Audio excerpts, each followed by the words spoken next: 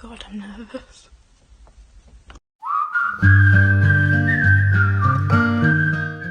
Hi guys, it's been a while. I'm not gonna lie, I think it's been like 2 months since I was in hospital, so I do my best to kind of like fill in the gaps of the vlog, because obviously I didn't vlog everything 24/7. That would be pretty impossible. I do want to put a trigger warning here. Some of the stuff isn't the nicest to see, hence my hospital nightmare. So I guess I'll start by saying what I went into hospital for. So I went into hospital for a manual evacuation, and also for them to empty my bowel completely. So a manual evacuation, they would empty the sigmoid part of your bowel. After that, I was meant to be monitored and like see how my bowel works once it's emptied. However, spoiler alert, that did not happen.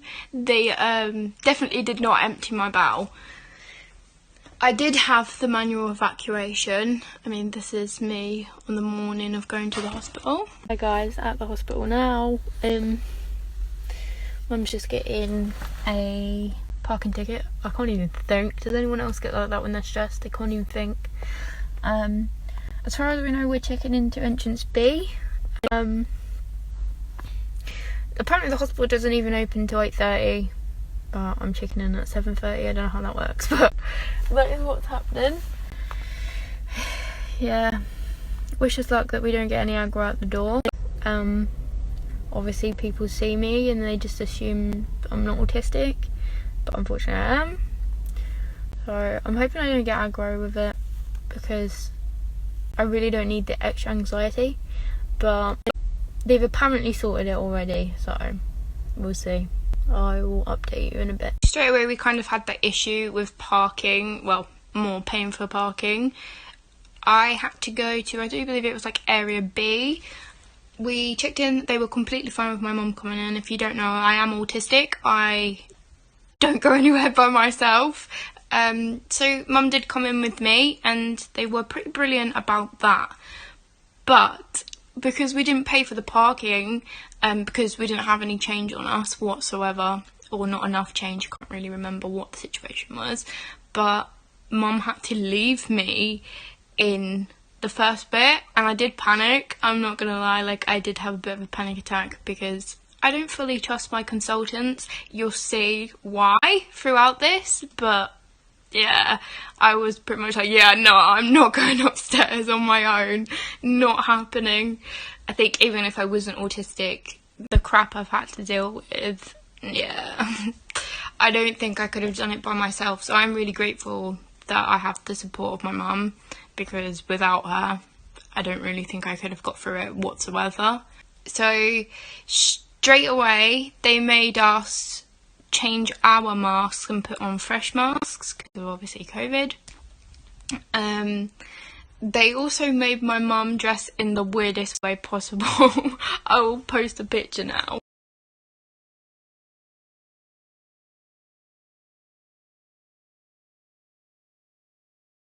After the parking situation was all sorted, we did go upstairs. We was instantly greeted by one of my consultants, we just call her Dr. A, who said, "Oh, I'm so glad you're here," and I was kind of like, really? If you follow my Instagram, you'll know more about the situation I've had with these people, and I highly recommend you go back and watch them because it will make more sense. But was instantly put in like not a room, it had just a curtain like separating everyone, which is kind of the norm in England. I was told to put on a hairnet, stockings, which my mum helped, of course a gown, and the weirdest underwear I have ever put on in my entire life, and I had to video it. Not me putting on underwear, don't worry. This is definitely PG, but yeah. How are these knickers? Excuse me, what? So after that, I had bloods done, urine dip done, just your usual stuff. However, like, the whole situation was crazy. Like, the nurses were nice, but like there was one, like, I can only describe her like being like Christina from Grey's Anatomy. She definitely was not comforting whatsoever, and it was very obvious she didn't want to be there. Nurses had kind of an assessment, but they did it on me, which I'm not easy to get blood out of, so I felt really, really sorry for her. But yeah, after that, it started to go downhill pretty quick. So if you know anything about me, I have a suprapubic catheter who went in flow. Suprapubic catheters are not the type of catheter you could take out and leave out. So when the nurse came round to me and said, oh yeah, we want to take out your suprapubic catheter, leave it out for the entire procedure and they will place a new one, I panicked so much. You can't leave a suprapubic catheter out for, they say don't even leave it out for 30 minutes, so you can imagine. I also have Lynx or silicone open tip catheters, so they're not the type of ones that the hospitals stock.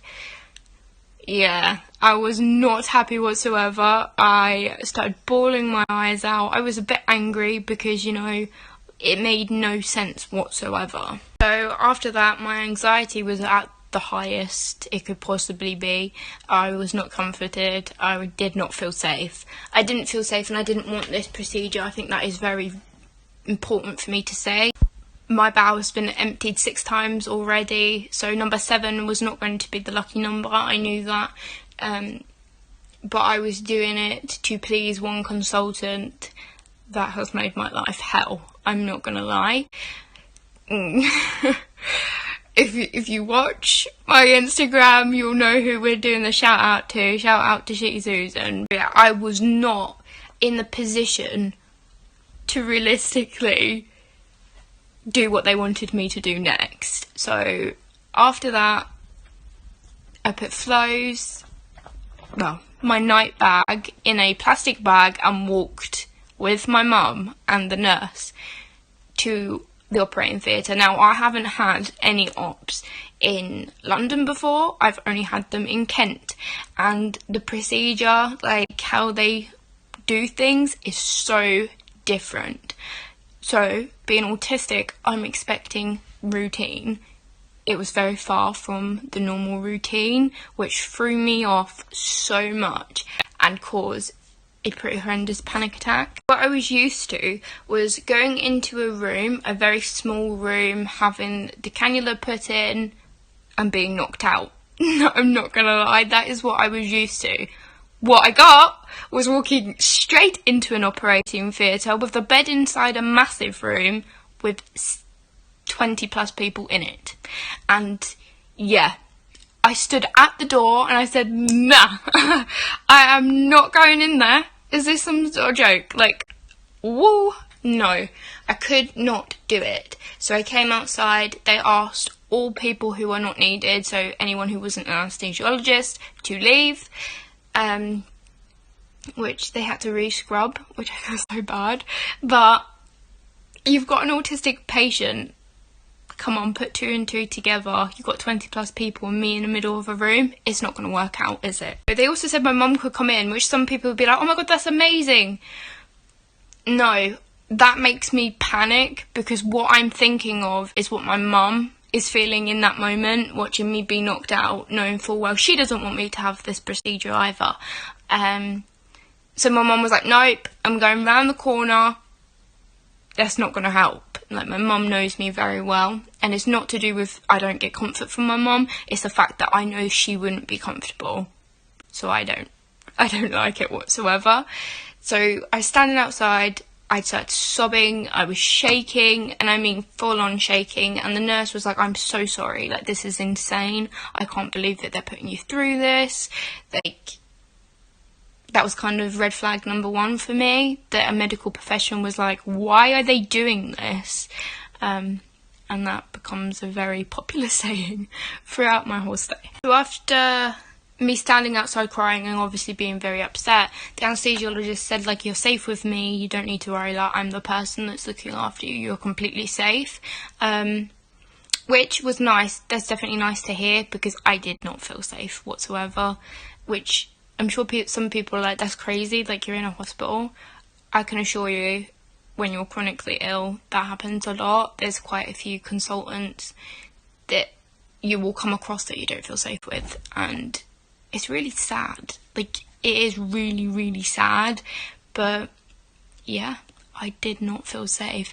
But I went in, I was knocked out, and then I woke up and this is now pretty groggy. My heart is being a bit of a bitch. Pretty big.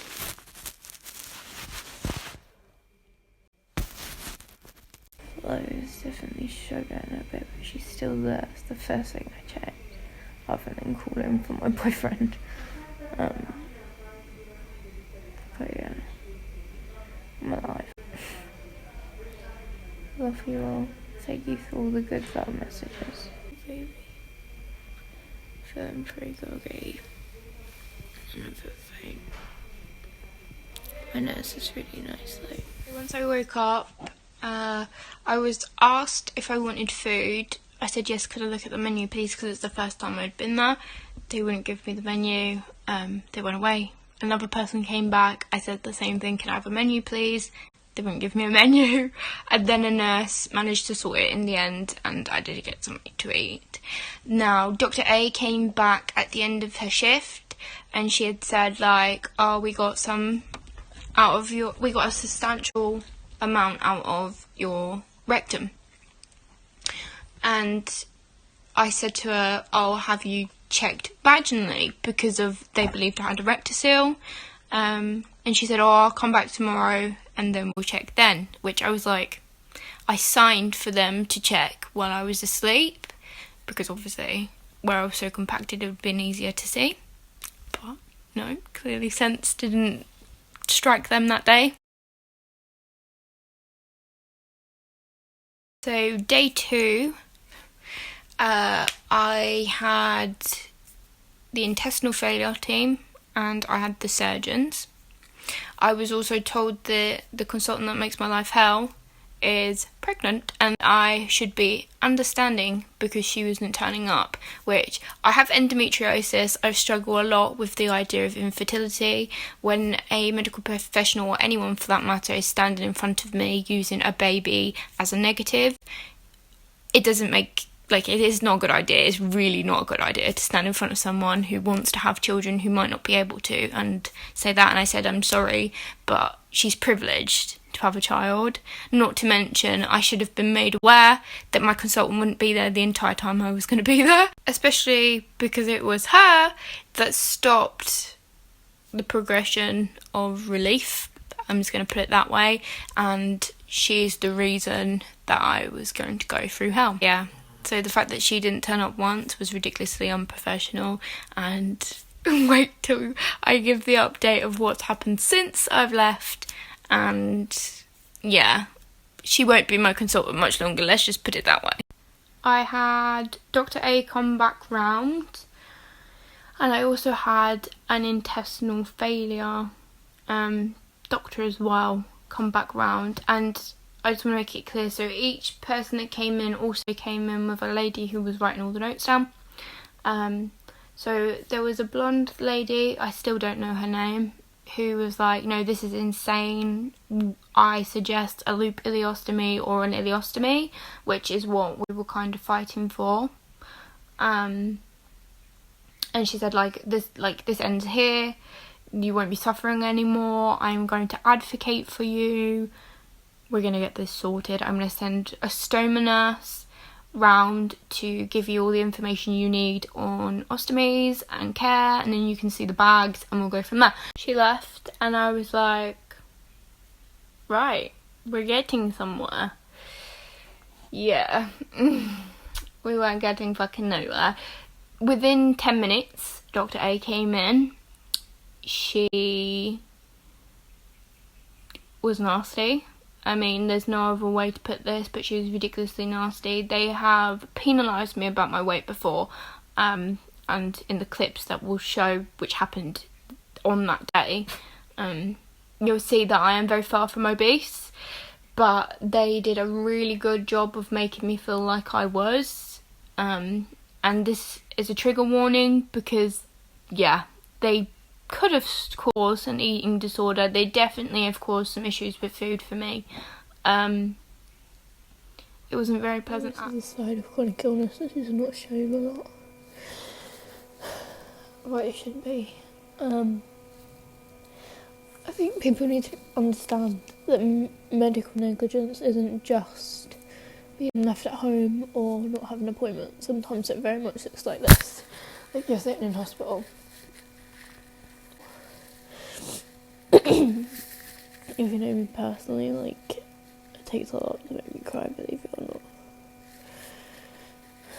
not. It's very vulnerable to sit here and kind of be like, obviously upset. And it's even harder to like explain. Much like if you've watched my channel before, you'll know that I have a suprapubic catheter or fly. But I also have 13 plus conditions. Now, one of which is Ehlers-Danlos syndrome. Another is GI dysmotility and slow transit constipation. When people hear constipation, they just think, oh, you struggle to poo, or maybe it takes you a bit longer. Like, I just want to say it's hell. It's utter hell. And I think the worst part is when someone offers hope for 5 minutes later, someone to turn around and take that away. So I've tried 23 different laxatives, suppositories, stool softeners, enemas. I'm not a candidate for irrigation. I've been emptied 7 times now. It's so bad that and TMI warning, but like, I'm just gonna be real and raw, because there's probably someone out there in a very similar situation who's lonely as fucking hell and maybe doesn't have as good of a support system as I do. So I just want to be real and honest. So my bowel's so bad that it's actually crushing my vagina. It also stops my medical device, a suprapubic catheter, from draining properly, which causes infections, and I react to a lot, and I'm resistant to a lot. It was so bad yesterday that just from touching like that, from like touching my abdomen, just above my suprapubic catheter, you could physically feel the catheter balloon. Now, if you have any medical knowledge, you'd know that it's not that close. Like, if you pushed hard, like, you could probably feel it, but like, just from touching like that, you shouldn't be able to feel it. Pretty much, an ileostomy has been suggested by several people. Have my bitch of a consultant. If you follow me on Instagram, you know I speak Susan. It's kind of put hold on everything. I'm now dealing with another one. We'll call her Auntie Annabelle. Yeah, I went to a consultant appointment after they cancelled me up the first time. And the Auntie Annabelle lady, like, at first she was on board with an ileostomy, then rang Shitty Susan out of the room. My consultant, I wasn't even allowed to be in the conversation. I'm never allowed to be in the conversation, even though it's my body. And she came back in and she was like, oh, you need to be in a weight loss program. And that's so damaging to someone who's autistic, because autistic people, I can't speak for everyone, but I can speak for myself. Like, I definitely have some issues with food. Not to mention it's just fucking cruel. Like, not everyone wants to be a size 6. Not everyone should be a size 6. After that, I literally exercised to the point that I had a nosebleed. Because she made me feel fucking disgusting. Like, absolutely disgusting. When in reality, I'm 23 and I've got 13 plus conditions, and most of them I lump as one, so all the bladder stuff is lumped as one, even though there's like 4 in just my bladder. So, I'm 5'4", so I'm small. I will insert a picture of what my body looks like, and they tried to use my weight as an example. I needed 6 litres of saline to empty my rectum. I just want to make that clear. Yeah, 6 litres. Which, when I heard that, I was ridiculously upset. At this point, a lot of the nurses were like, this is insane. You've tried all these meds. Why aren't they doing an ileostomy? And no one was really giving me a reason why the ileostomy hadn't happened. That they go in and they come out just the oil. You can't wash off, like, you can't just wipe off oil. You physically have to wash it. It's the bed because I don't want the nurses staff to do it. I'll probably get back into bed because I feel rough already. So I thought I'd do a quick room tour.